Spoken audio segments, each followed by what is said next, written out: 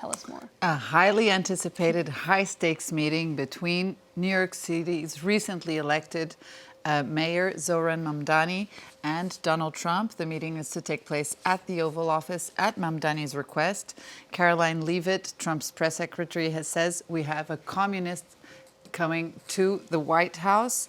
Leavitt, when asked what the two men would be discussing, was quite vague, and the paper asks, will it be a humiliating spectacle like the one between Zelensky and Trump earlier this year in February?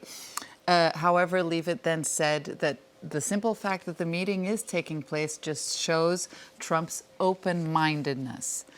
The New York Times asks if the two men will play it nice. After months of trading attacks, remember that Trump called Mamdani a dangerous communist, and Mamdani has vowed to protect Americans from Trump's fascism.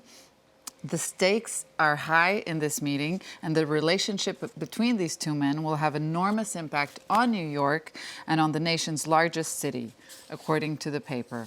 Mamdani has vowed to protect New York and New Yorkers from Trump's policies, especially from his immigration policies, and claiming that New York is a city of immigrants.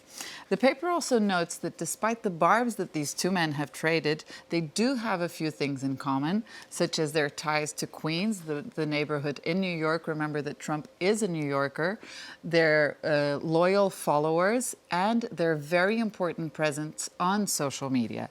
And it's even been heard that in private, Trump has described Mamdani as a powerful politician.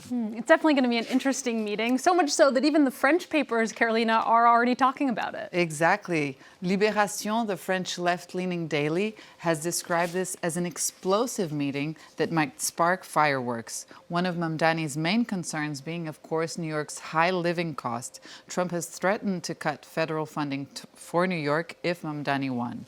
Mamdani has, however, proved that he wouldn't be intimidated by Trump in his victory speech with the famous "turn up the volume," and it's been said that Trump did listen to Mamdani's victory speech. Yeah, sounds like Trump definitely has some admiration for Mamdani, but we'll have to see how that meeting goes. Next, Carolina, you're taking us to the UK, where most of the British papers are headlining on a very damning COVID report. It's on most of the British papers today. Too little, too late was the Tories' response to the COVID crisis, an 800-page damning report on the toxic handling of the COVID pandemic by the British government. Toxic and chaotic culture reigned inside Boris Johnson's number 10. The report says that the introduction of a lockdown even a week before it happened could have saved more than 20,000 lives. The British tabloid Morning Star shows this photo of Boris Johnson and describes how Boris Johnson failed to tackle a chaotic culture and at times even encouraged it. And he reinforced a culture in which the loudest voices prevailed and the views of colleagues, often women, were often ignored. The former Prime Minister failed to acknowledge the urgency of the situation in the early days of the virus and is believed to have said that the virus would amount to nothing. And it's not just Boris Johnson. The damning report also involves the former Scottish First Minister, Nicola Sturgeon. Yes, Sturgeon's government is heavily criticized for its COVID strategy. Nicola Sturgeon, then First Minister of Scotland, did not collaborate with her colleagues and excluded them from essential decision-making. She took decisions in a small circle and without transparency. Finally from you, Carolina, a surprising story that has cat lovers like myself a little bit worried. I knew you'd be a cat lover, Alison. And so this cute French ginger cat called Rémi has been put under house arrest after a neighbor complained that he kept jumping into his garden.